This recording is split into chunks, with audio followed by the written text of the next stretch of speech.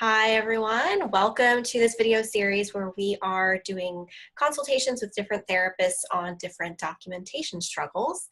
And today we are meeting with Erin Finley, who's a licensed psychologist in California. And Erin, I'll go ahead and let you introduce yourself and a little bit about what you do in your practice. Great, thanks. So like you said, I'm a licensed psychologist in California. I'm about an hour east of San Francisco. I work mostly with couples. I do also do EMDR with individuals and work with individuals just kind of on more performance-related things.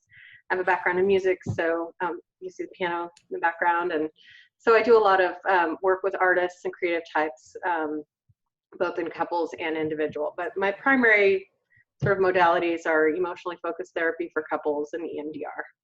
Great. Okay, so two fairly structured modalities where you have interventions that you're using over and over again and sort of have a pattern that you go through. Right. Cool.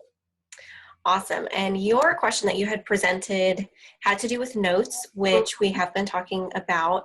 But I like that your question was a little bit different. I think digs into something that a lot of people struggle with that we haven't focused on yet. Okay. And so you had talked about, getting your notes done in a timely manner. And the struggle with feeling like, they're not good enough, but also how do you do that and not spend so much time writing your note? Because as you mentioned, you don't want to spend 20 minutes writing a note for a 45-minute session, which I love. Yeah. Especially when I first started doing notes, they really were more process notes than progress notes. And I've just never felt completely comfortable with, like, am I putting enough in? Do I get the important parts? Like the what if of, like, what if somebody audits? What if there's a subpoena? What if there's, I'm really good at making the what ifs like really huge and scary. Yeah, as a lot of us are. So I think that's a big part of it is that what if part. But the other thing too is whenever I sit down to write a note, I played with a couple of different formats, and I've settled on the DAP, which is just the nice and simple. But even that, like, you're looking at, data assessment plan, like the data part, boy, you can put anything in there. And if you give me a chance, I will write you a novel. And that novel comes from, being worried that I'm not capturing enough. Right. Yeah, and for anyone who might be listening and isn't familiar, DAP stands for Data Assessment and Plan. So the data would be kind of that objective information. Like you said, it could be almost anything that's seen or heard in the session. Right. So really it's trying to use our judgment to figure out what to include there and what not to. Right. The assessment is our assessment of how treatment is going so far, of how the session went, of how symptoms are progressing or not progressing, anything that's relevant. And then, the plan, which is in pretty much every section of every note, or every note, which is, what do we plan to do next? Right. So, and you feel like you're okay, most people are okay with the plan part. Do you feel like you're okay with the assessment part too? Yeah. It's funny, one of the things that makes it both easier and harder for me is the dictating, because I use Simple Practice and I have their app, and I love it. I love that. It makes things go way faster.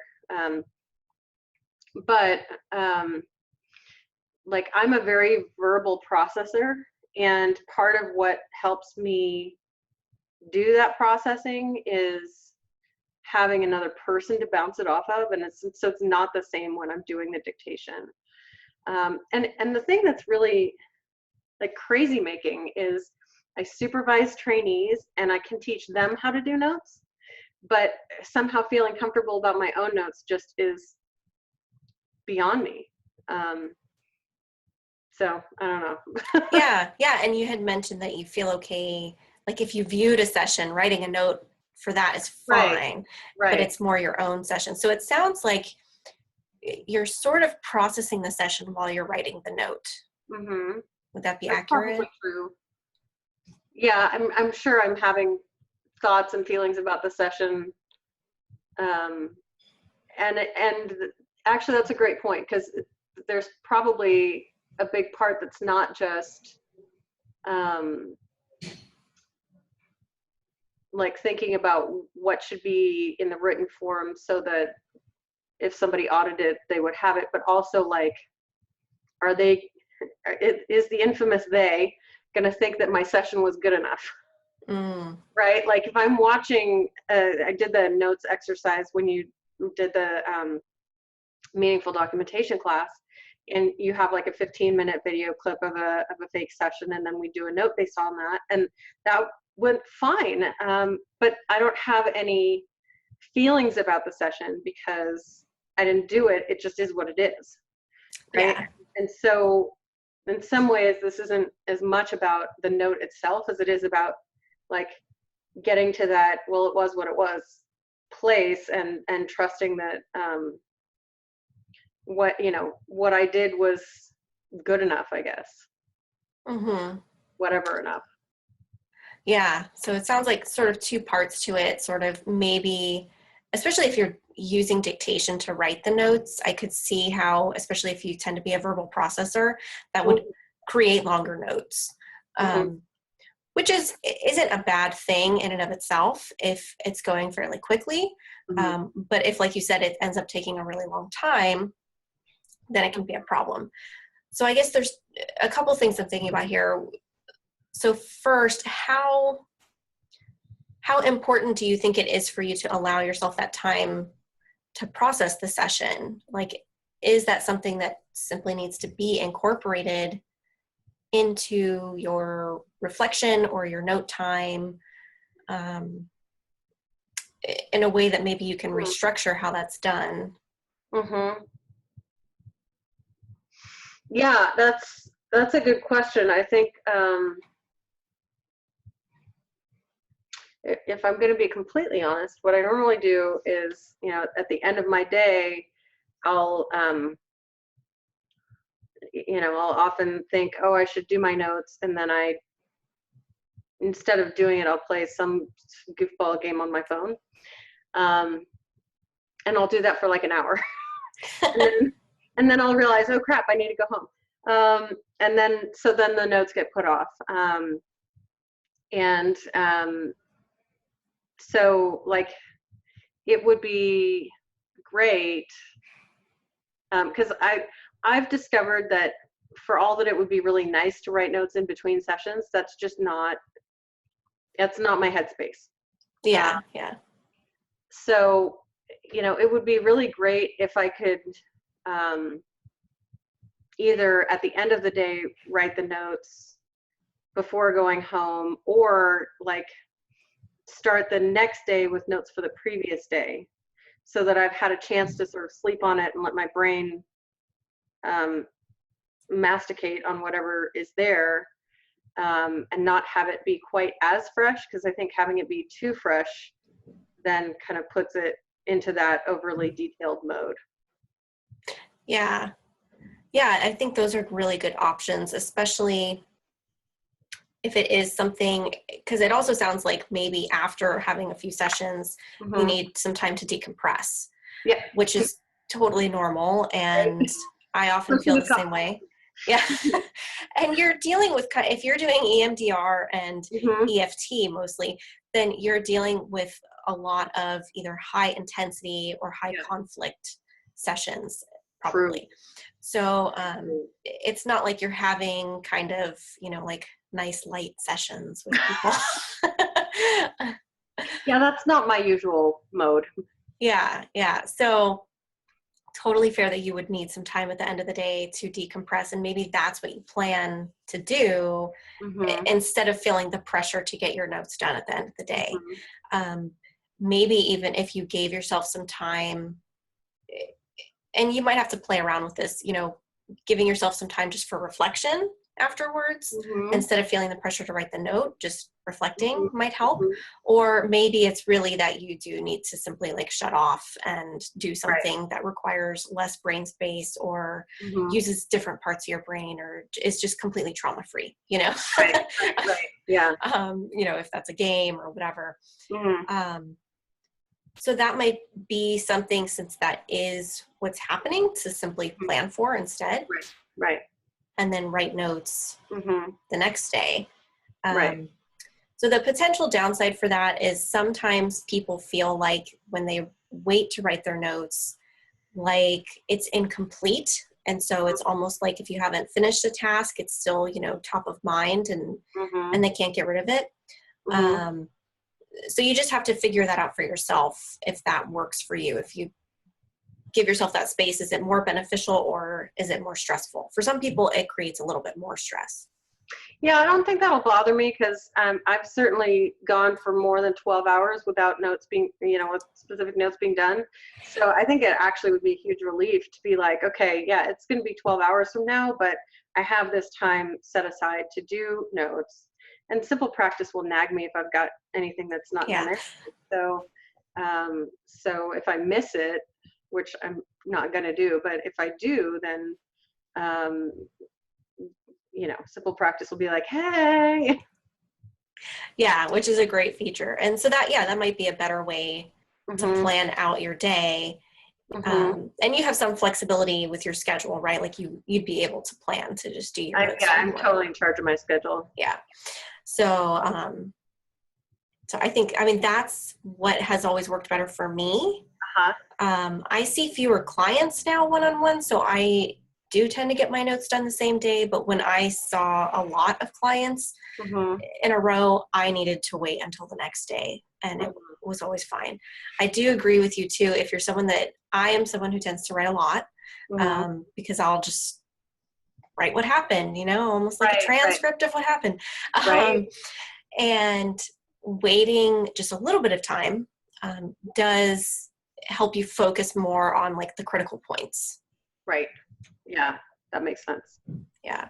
And have we, I'm not sure if we talked at all about like the strategy of using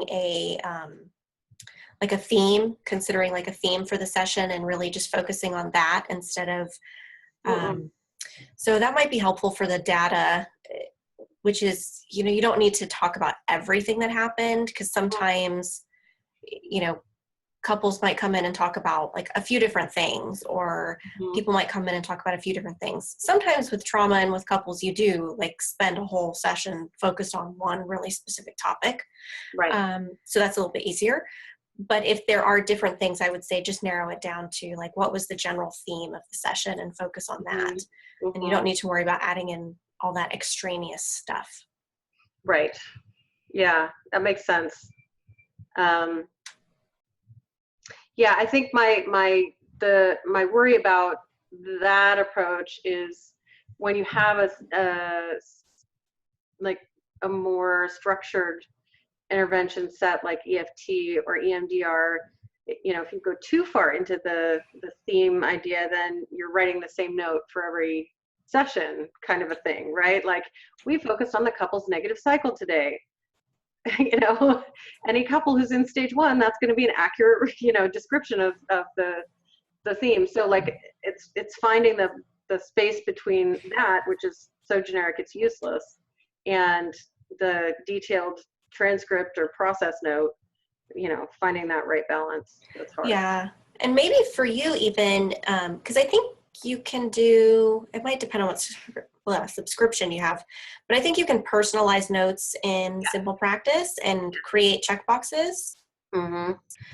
So since you have a couple of modalities you frequently use that have like stages that you're going through or specific interventions, you could create checkboxes for those really specific interventions, check off what you did, and then the only part you have to think about writing are the details related to that.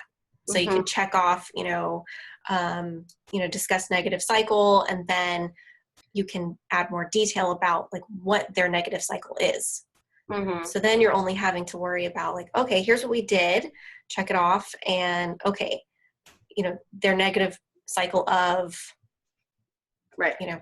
fighting and then completely Yeah. disengaging from one another for a whole day or something like that. Right. Yeah. Okay. Because that way you're personalizing it, but also saving yourself a little bit of time. Right. Yeah, that's a great point. Yeah, because I like when I've thought about doing checkboxes before, I've thought about doing them in a way that's much more, again, overly detailed. And then the idea of having like 95 checkboxes to go through to, seriously, I can complicate peeling a banana. I like so good at making things complicated, it's not even funny. So. Well, I would say, and here, like the strategy that I like to use is go through, if you do the checkboxes idea, go through your notes for people for like the last 3 to 6 months. Depends on how many clients you have, and highlight all those interventions that you find yourself writing over and over again. So that way, there are probably interventions that you don't use as often. So those you don't need to put in there. And if you use it, you just write it in. But the ones that you do notice that you're writing all the time or very frequently, those are the ones you can add in. So that way it's, because I'm sure I'm not trained in either of those modalities, but I'm sure there are a bunch of different phrases that are used over and over. But you do want to keep it to, like 10 to 20. And I don't know if you could have like an EMDR note and an EFT note. Yeah, or you can, I do have the civil practice subscription where you can create your own template. So you can have, you can have templates for as much as you can think of. So cool. Yeah. Yeah, so you'd probably want to do that then because it is fairly different work. Like have your EFT note, have your EMDR note. And I will link to Rajani Venkataraman-Levis has a sample template that she's created for her notes, and she's an EMDR therapist. Oh, cool. And she has offered to share that with my audience, so I will link to that at the bottom of this video, and I'll send it to you. Awesome. So people can see her example of how she created a lot of she did create a lot of check boxes, but then she also leaves space in every section so that she can write, the details about that particular session. Right. Okay. That'd be really helpful. Thank you.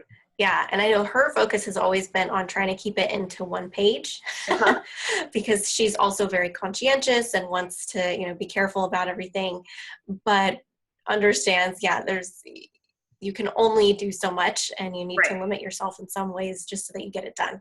Right. Exactly. Because the alternative is not getting it done. And that's Yeah. So I think that would be really helpful. So maybe you just plan an hour one day where you're going to go through all those notes and create those check boxes for that template. And then you only have to worry about adding in the little details that make it personal. Sounds good. Okay. Cool. Well, hopefully that and then restructuring the schedule would both help with time a lot. Yeah, I think that'll help. Because the other thing too is that I'm better at like really focused administrative tasks in the morning. So, 9 o'clock at night when I'm wrapping up my last couple session of the day is not exactly my peak thinking time. Yeah. And after you've probably seen a few clients at least, I definitely think it's beneficial to wait until the next day. Right. Yeah. For sure. Yep. Awesome. Well, anything else that related to all the stuff that you wanted to ask about before we finish up? No, I mean, short of having a magic wand to have somebody else do my notes for me. I know. If you can come up with that, ooh, you'll be a millionaire. I know. It's one of those few things that we actually do have to do. I cannot outsource that. Yeah. So that's why I do think that check boxes are a great way to maximize your time. But I do think it's important to personalize them so that your notes still sound like you, and Right. they're saving you time, but you're not really cheating anything. Right. Yeah, exactly. Yeah. Awesome. Cool. Awesome. Well, thank you so much for your time, Erin, and for Absolutely. volunteering to share this, because Sure. as I've said with every interview so far, I hear the same thing from all kinds of people. Lots of different people have the struggle, so I know that people will appreciate being able to hear your experience and see how we Yes. worked through that. Yeah. Thank you, Melissa. Cool. Thank you.